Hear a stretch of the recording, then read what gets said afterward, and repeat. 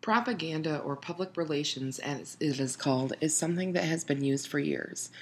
It is a form of marketing, a form of making you feel or think a certain way. Do you really know that you don't want to smoke? Are you sure you really like to wear the color red? How do you really know anything about yourself? Maybe you want to bake a cake for your husband, but you feel bad because you're not working hard enough. You know what you need? An egg. The worst problem was the Betty Crocker cake mix. Dicta did a series of focus groups where housewives free associated about the cake mix. He concluded that they felt unconscious guilt at the new image being promoted of ease and convenience. In other words, he understood that the barrier to the consumption of the product was the housewives' feeling of guilt about using it. They basically, on one hand, wanted to make it easy for themselves, but they felt guilty about it. So what you've got to do in those circumstances is remove the barrier being guilt. The way you do that is to give the housewife a greater sense of participation. And how do you do that? By adding an egg. Dicta told Betty Crocker to put an instruction on the packet that the housewife should add an egg. It would be an unconscious symbol, he said, of the housewife mixing in her own eggs as a gift to her husband, and so would lessen the guilt. Betty Crocker did it, and the sales soared. I once learned while in media advertising class that celebrity endorsements was the best way to sell things to people. If you see a celebrity doing something such as drinking a Pepsi or cutting their grass on a John Deere, you are more motivated to drink Pepsi while cutting your grass on your John Deere. Propaganda is also something that the government uses to keep its people in line and uses to control the democratic society.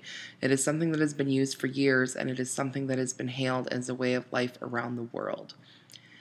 Media manipulation. Perhaps the grossest ongoing censorship of all is a culturally conditioned, narrow range of opinion that is stated, unfortunately, every day in the media. It's called thought reform. We don't hear the whole story when it comes out, and if the whole story is already pieced together, you still only maybe get a quarter of what it's actually happening, and then you have to ask yourself, is this actually true? The differences in storylines and opinions in the news given by well-watched television channels such as ABC, CBS, NBC, and CNN, or those of the nation's major newspapers and news magazines, is minuscule. One venue that really stands out for this is Fox News, and the opinion offerings are mostly biased and only swing one way. You're either with them or you're really against them. Edward Bernays. One of Bernays' favorite techniques for manipulating public opinion was the indirect use of third-party authorities to plead for his clients' causes. If you could influence the leaders, either with or without their conscious cooperation, you automatically influence the group in which they sway. That's what he said. So, example, in order to promote sales of bacon, he conducted a survey of physicians and reported their recommendation that people actually eat hearty breakfasts. He sent the results of the survey to 5,000 physicians along with the publicity stating bacon and eggs was a hearty breakfast. Well, Bernays drew upon his Uncle Freud's psychoanalytic ideas for the benefit of commerce in order to promote. So what exactly does bacon and Fox News have to do with anything? Well, it has a huge influence on the people in the world. Most people rely on the news to get accurate and efficient information. Most people rely on TV and magazines to make their buying decisions. People like to feel good about themselves and indulge in things to make themselves look better to the outside world. This goes back to the evolution of technology and the revolving world. The emergence of propaganda or public relations as it was penned by Edward Bernays has escalated marketing and advertising strategies everywhere. Actually, if you take a rewind back, this goes into the war conversation as well. If you don't think the government doesn't manipulate its people, you are sadly mistaken. There is never a whole truth about something. There have been conspiracy theories for years by just your normal, everyday Joes saying that they know that they were being watched, followed, or heard in their conversations. Are they crazy? Well, some might be. I don't know. Some of them might actually be telling the truth. But you ever hear of a guy named Edward Snowden? Well, I have. He busted out of the government and blew the whistle on the NSA. The government, media, and your mind are all one entity. You are made to believe that everything you believe in is true, but only to a certain extent. What really got me to strike on this subject deeply was the clip from the first video about the men in the services coming home because it was said that they were having mental breakdowns and they weren't capable of being on the front lines of war at that time. When they got back home and they did their one-on-one interviews, the soldiers confessed to their emotions and talked about what was bothering them. And instead of really understanding and fixing the problem, they were told that they were upset and missed their families because old suppressed feelings and emotions were now coming to the surface. We all have thoughts which we never knew we had. They are too uncomfortable, too incompatible with our adult self to be remembered.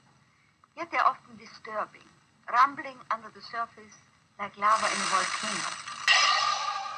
The story begins in the middle of the fierce fighting of the Second World War. As the fighting intensified, the American army was faced by an extraordinary number of mental breakdowns among its troops. 49% of all soldiers evacuated from combat were sent back because they suffered from mental problems. In desperation, the army turned to the new ideas of psychoanalysis. They made a film record of the experiment using hidden cameras. It says here on your record that you had headaches and that you had crying spells. Yes, sir.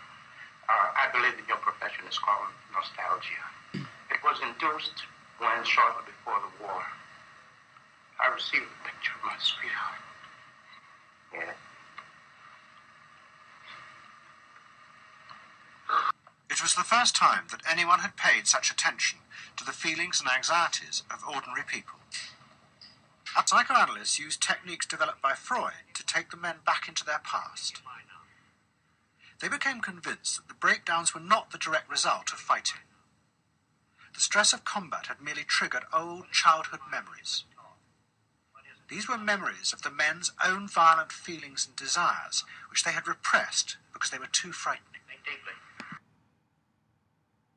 These doctors were government hired and they were told that this is what they had to do. They were and are under command. Something I did find interesting that I didn't know was actually about Sigmund's daughter, Anna.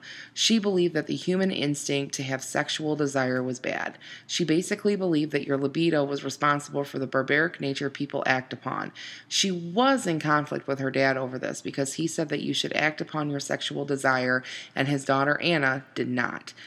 In the year 2015, sexual desires are exploited at every turn. The media, which are your TV stations, radio stations, magazines, and movies, extort these feelings and emotions in you. Something that was once kept for one's personal use is now everywhere you turn, exploiting one's feelings. Is this all to be expected, though? Is this where we were headed when we were subjects of suppressions? When you try to tell people what to do and control them, eventually one will break through and go against the grain.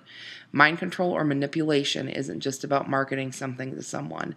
It's about getting them to think what you want them to think or to feel the way you want them to. The mind is a very interesting, complex thing. Sigmund Freud, being hailed as a genius, is quite accurate. Everything that Sigmund, Edward, and Anna did was excellent research and has shaped us as people today.